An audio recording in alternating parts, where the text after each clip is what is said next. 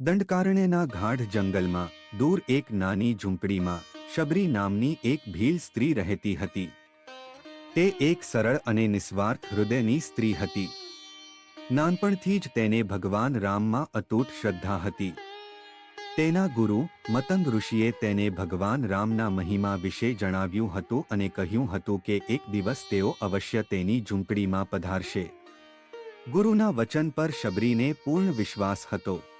શબરી રોજ સવારે વહેલી ઉઠતી અને જંગલમાં જતી. તે મહેનતથી મીઠા અને પાકેલા બોર શોધતી અને તેમને સાફ કરીને પોતાની ઝૂંપડીમાં રાખતી.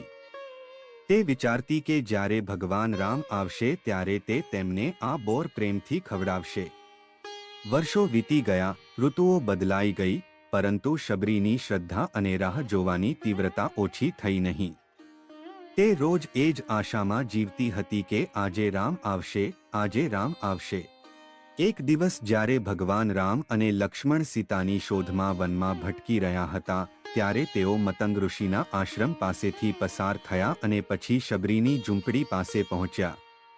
ઝૂંપડીની બહાર એક વૃદ્ધ સ્ત્રીને જોઈને રામ અને લક્ષ્મણ ત્યાં રોકાયા. શબરીએ દૂરથી જ રામ અને લક્ષ્મણને જોયા અને તેમને ઓળખી લીધા. તેની આંખોમાં હર્ષના આંસુ આવી ગયા.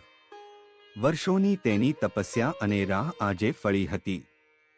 તે દોડતી તેમની પાસે ગઈ અને તેમના ચરણોમાં પડી ગઈ. તેણે ભાવવિભોર થઈને ભગવાન રામનું સ્વાગત કર્યું અને તેમને આદરથી પોતાની ઝૂંપડીમાં બેસાડ્યા. શબરીએ ભગવાન રામને તે મીઠા બોર ખવડાવ્યા જે તેણે તેમના માટે સાફ કરીને રાખ્યા હતા. તેણે દરેક બોર ચાખીને જોયો હતો કે કોઈ બોર ખાટો તો નથી ને, કારણ કે તે ભગવાન રામને શ્રેષ્ઠ વસ્તુ જ આપવા માંગતી હતી. તેની આ નિસ્વાર્થ ભક્તિ અને પ્રેમ જોઈને ભગવાન રામ ખૂબ પ્રસન્ન થયા.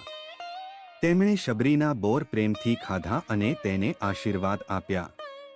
તેમણે શબરીને તેની ભક્તિની પ્રશંસા કરી અને તેને મોક્ષનો માર્ગ બતાવ્યો. શબરીની વાર્તા આપણને શીખવે છે કે સાચી ભક્તિ અને શ્રદ્ધાથી ભગવાનને પ્રાપ્ત કરી શકાય છે.